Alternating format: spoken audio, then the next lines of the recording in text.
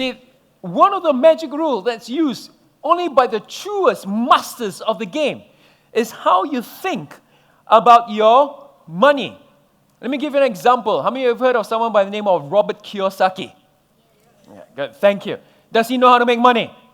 Yes, absolutely. So Robert Kiyosaki was giving the example of his wife then at the time, Kim. She wanted to buy a car, a Mercedes-Benz, that at the time cost her $100,000. Let me ask you, is a car an asset or liability? Totally, it's a liability. Money is outflowing when you get a car.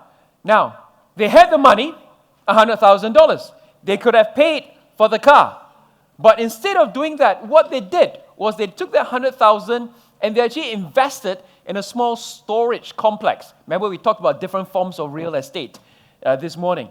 So storage complex is a form of real estate where people, when they move house or they go away on holidays or they get posted overseas for a long period of time, they got all their belongings, they stick it in storage. So they took the $100,000, bought this storage complex, and then borrowed the money from the bank to buy a car. Now, here's the beauty. When they bought the storage complex, they were getting passive income from the storage. Is it an asset or liability? Thank you, as an asset. So they were getting $2,000 a month from this asset. And they borrowed money from the bank to buy the car. And now they pay the bank $1,500 every month. So they make $2,000 passive income. They take $1,500, give it to the bank. They have $500 left over, plus a car, plus an asset that appreciates in value.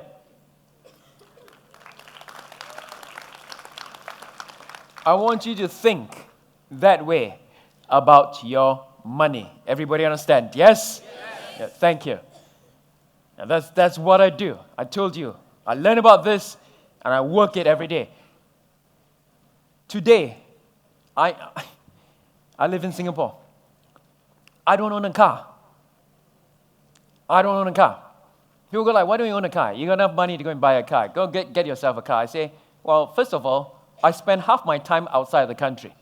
Right? I'm traveling to some place where if it's not for programs, I'm going on holidays.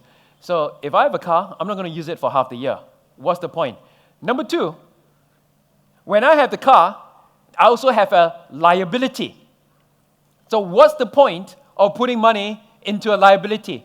But then the draw, the temptation of a car is very strong. Yes?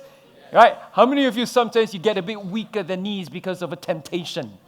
Yes. How many of you the temptation is desserts? Yes. How many of you the temptation is buying something? Yes. So every time I look at my money and go like, actually I could just go get a car.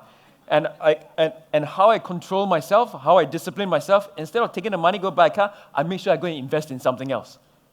And then I come back and I tell myself I have no money for a car anymore. Because I've used it for an asset. Everybody understand? Yes? I want you to change the way that you're thinking and begin to create some very strong, very powerful habits for yourself. Yes?